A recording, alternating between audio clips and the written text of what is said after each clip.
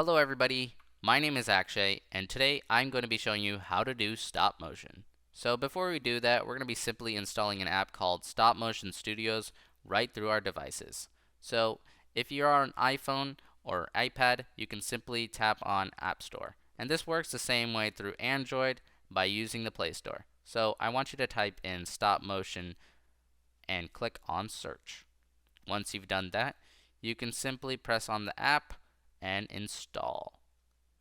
So once you have installed, you can simply open the app and it'll bring you this interface. So I already have made some videos of my own, but I want you to click on the icon called New Movie. Once you've done that, it will simply access your camera and it's going to ask whether you want to open your camera or not. And I want you to click on Yes. Once you've done that, I want your camera to be aimed in a well-lit room where you can start doing these animations. And once you've done that, you can simply put objects or drawings right in front of it so that you're able to animate within reach. So the way you can do this is I have a stick man here right in front of my camera and I'm able to take pictures where I can start doing these animations. So now I'll be talking about 3 examples throughout the video which can show how to improve and at least offer some tips and tricks on how to make your animation. So now we'll be moving on to lighting. Lighting can play a big role in stop motion and I'm going to be showing you some of the app's features and settings which can be tweaked to help you with that. So simply, if you go to your right of the screen and press on camera settings below the play button, click on mode, switch auto to P, press on exposure composition, and drag your finger away from the right. So now you have your first set of lighting. Now that we have helped turn poor lighting into good lighting, and with the comparison of the 2 photos I made. So now simply, what happens if we have overexposure of lighting? You can simply go back to camera settings and we can see a problem. So we're going to simply go back to mode to fix that problem by switching from P to auto. Now we saw the problem, we go back to pressing on P, pressing on exposure composition, and switch the scale from 0 to 2. Now I'm going to take a picture, and now you can see 3 common differences between these types of lighting. And now I'll be moving on to quality, as you'll be seeing on the next part of the video. So now we'll be moving on to quality. This is consisting of the artworks and the styling of your stop motion. And I have provided with a variety of examples shown here. So here we have gradient. This is mainly consisting of all patterns and designs that can be used in your stop motion. So here we have dot patterns formed in a circle form, a grid or a mesh form. We also have zigzag patterns, a filled in circle, or a swirl. And really, the possibilities are endless. There's many combinations to create these patterns. And now we have accuracy.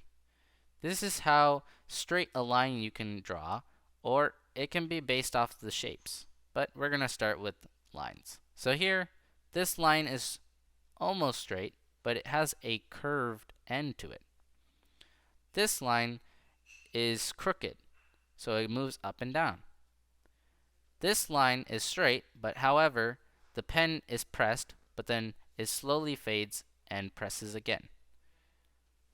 As for shapes, you can see that the simpler the shape is dependent on the sides. So for an octagon, a hexagon, and a pentagon really have a lot of sides. So it's hard to accumulate for all these measurements. As for color, you need to be more expressive with having a variety of these colors.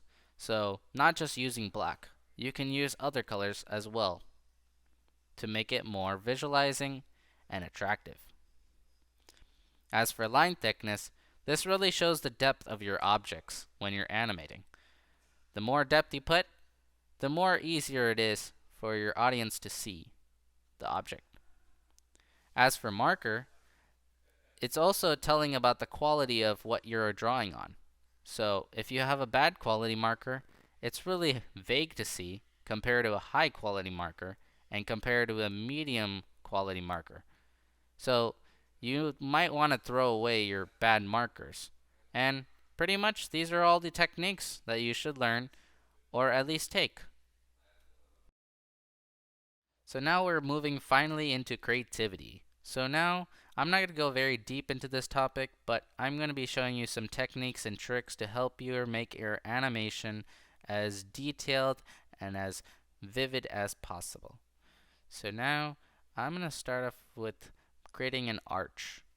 So now I'm going to make this arch animate by simply extending its size. So now it's starting to form a shape as I progress by taking pictures. And now it is formed into a circle.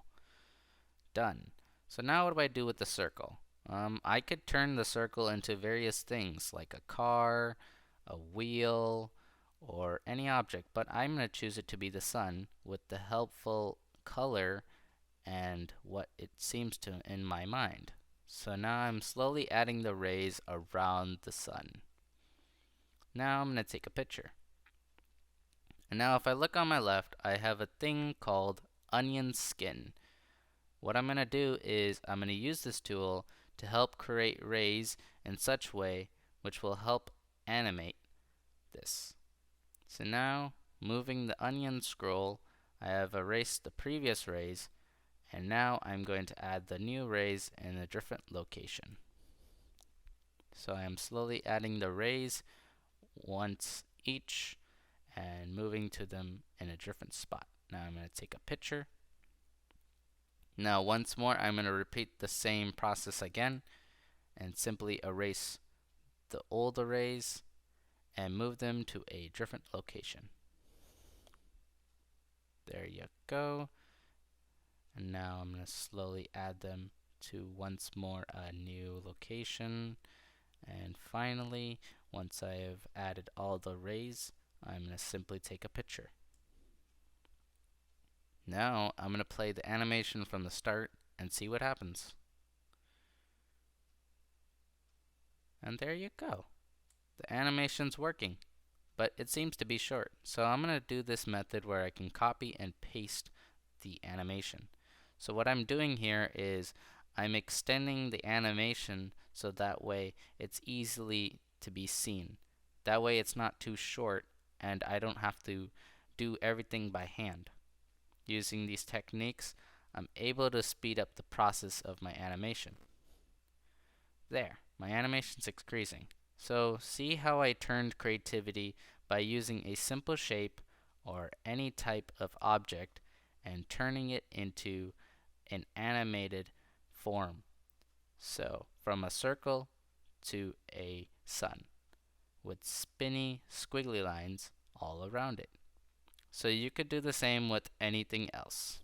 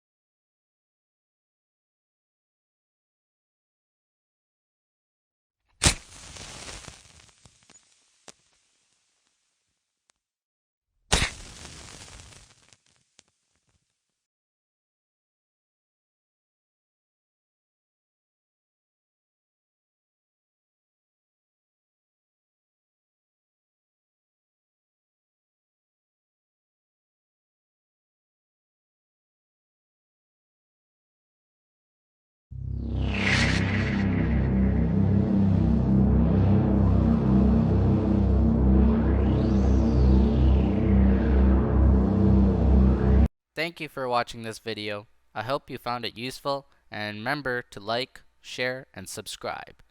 See you next time.